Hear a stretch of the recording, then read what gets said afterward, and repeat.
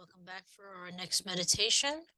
And today we're going to do something a little bit different, and we're going to take the time to contemplate one of our Psalms.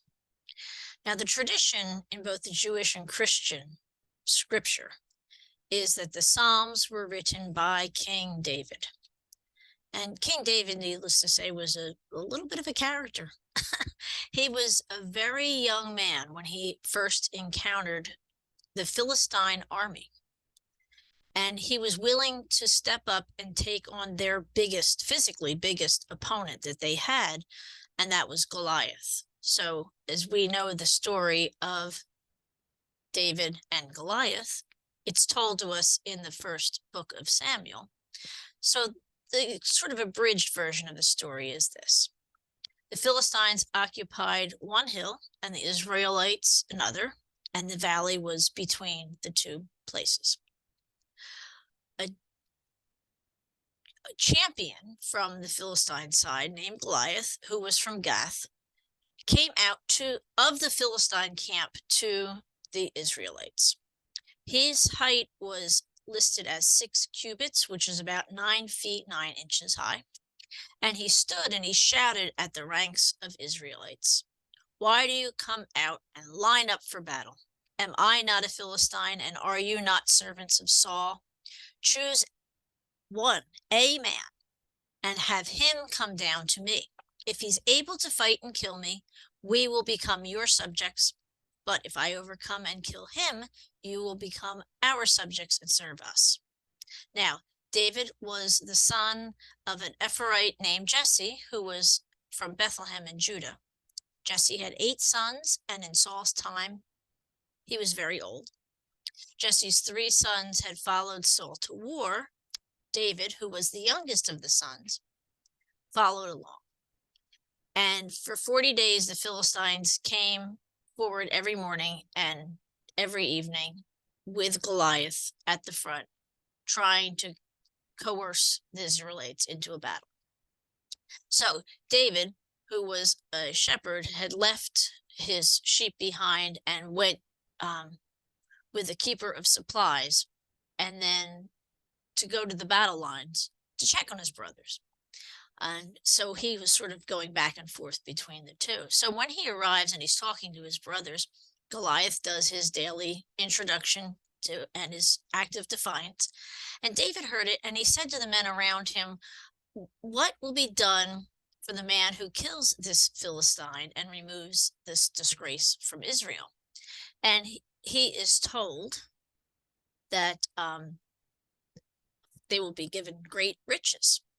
So Saul sent for anyone, to come forward and fight Goliath. And David went to talk to Saul and said, "Let no one lose heart on account of this Philistine. Your servant," meaning himself, "will go and fight him."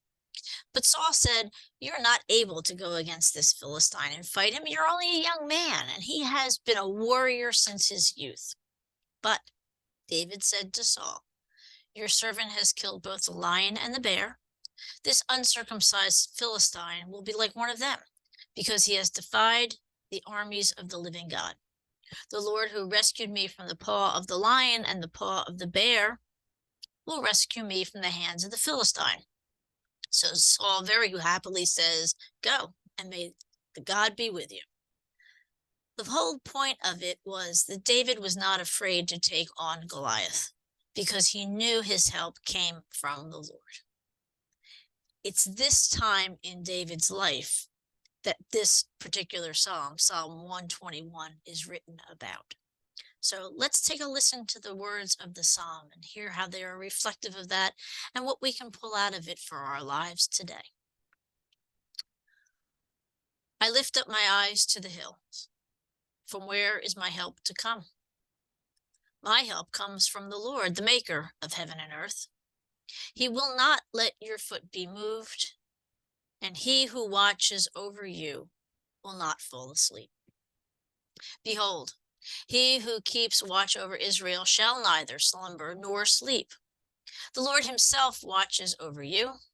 The Lord is your shade at your right hand, so that the sun shall not strike you by day, nor the moon by night. The Lord shall preserve you from all evil. It is he who shall keep you safe. The Lord shall watch over your going out and your coming in from this time forth forevermore. And so my questions for you today. How does it feel to ask God for help when we're desperate? Think of a time when you did or did not ask God for help in your situation. How did it turn out either way? And finally, there's a comfort in the divine being that neither slumbers nor sleeps, but instead is taking care of us at all times. How do you reflect that into the world around you? And how do you acknowledge that God constantly cares for all and spread that to the world around you? So thank you for joining me again today with our Psalm 121. And I hope to see you back again tomorrow. And until that time, be sure to take good care and may God continue to bless.